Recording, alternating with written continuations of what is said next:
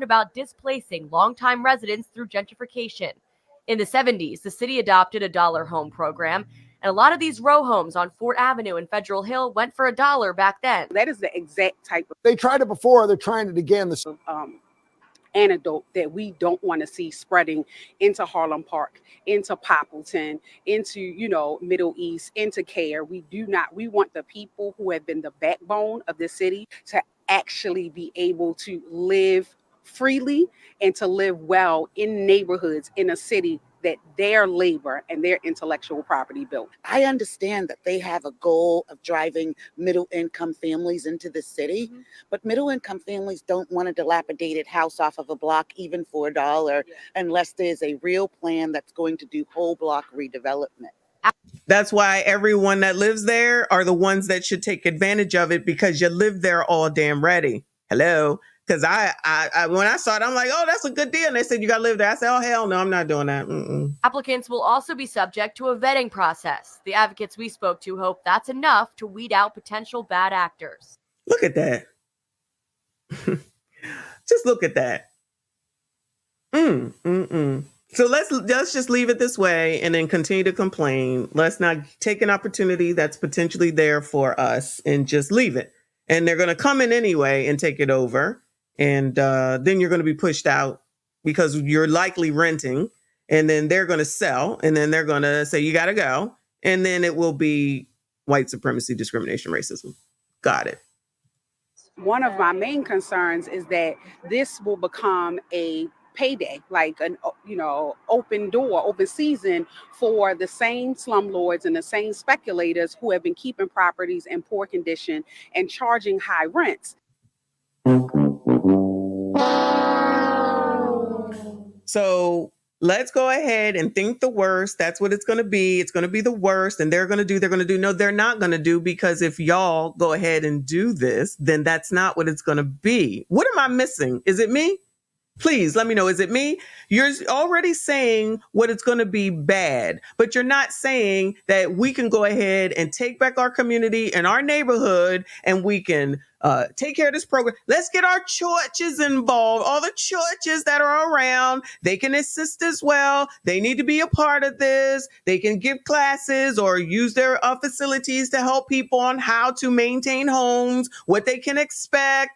Blah, blah, blah, blah, blah. And then we can keep our community, because we already live here and we can keep it. And then we can have wealth. You know, that wealth that you want to get by the $5 billion, where you want people to give you cash in hand, instead of giving you property that appreciates, as long as the rest of the community works together. The community works together to build it back up, because you would rather have those houses that look the way that we just saw it when I paused it a second ago, and still stay there and whine and complain white supremacy, discrimination, and racism, instead of taking this opportunity and still call it white supremacy, discrimination, and racism. This is what I'm talking about. You cannot win with people who want to keep themselves down. This is crazy to me. This is half damn crazy. Hold your damn community responsible. That's why I say go to your local churches. We already know, if y'all recall, a year and a half or so ago, where the banks were allegedly doing something like this, y'all. I forget what it was, but they were like, you could get a loan, or you could buy a house or they would give you a mortgage. Remember? Oh yeah, they would give you a mortgage for some whatever amount, and it was a deal, whatever, but it was crazy. It was property that was crazy, which was probably the same thing in their own neighborhood. You live there anyway. You live there anyway. All right, it's me. I know it's me. In the city of antidote that we don't want to see spreading into Harlem Park, into Poppleton, into, Middle East, into Care. We want the people who have been the backbone of this city to actually be able to live freely and to live well in neighborhoods in a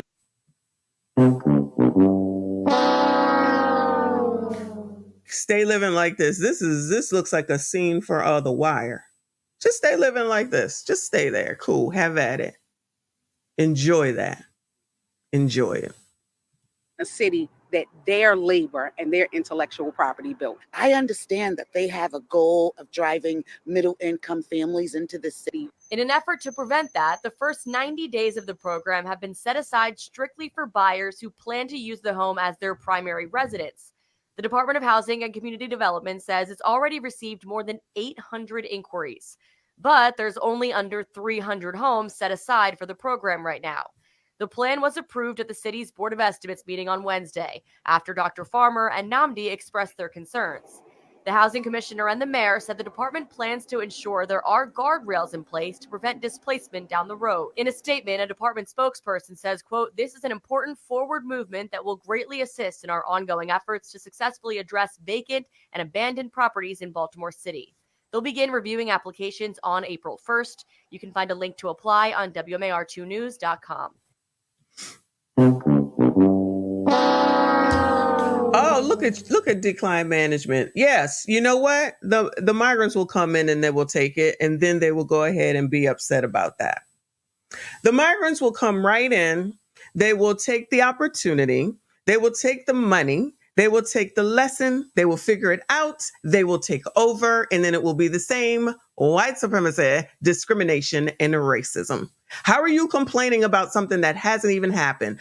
I don't give a damn about what happened before. We're talking about right damn now. Ain't nothing positive going on damn Baltimore. Not near nothing. Not near nothing. And I'm going to show you a video about that. They're sitting up here giving you an opportunity. And if you don't know, that's even more of an opportunity, because then you'll get knowledge, because that's the thing that niggas don't seem to want is knowledge. You get knowledge so that you can take care of you and yours. You can take care of your life. You can have a home that you can pass down. You know, all that, what is it called? Generational wealth that people used to be yippity yapping a year to 2 years ago. Generational wealth, generational wealth, generational wealth. Where are you getting it from? When your son down on the squeegee corner, sitting up here trying to, sitting up there, taking people's Cash App damn thing and sending them money and getting caught like a jackass. Sitting up here playing the wire in real life. But let's just go ahead and talk about what could happen, because what's going to happen, I'm telling you right now, what's going to happen if the migrants don't do it, the corporations will. I promise you that's what's about to happen. Since they're giving the migrants the 2A opportunity, I forget which state that was, it'll start to spread. They already get money to do this. They're getting jobs to do that. They're getting fast tracked to so many things, places to live and food and everything else. And then they see this person saying this. You think and I don't know if Maryland is sanctuary city. I'm assuming not, because we haven't heard anything.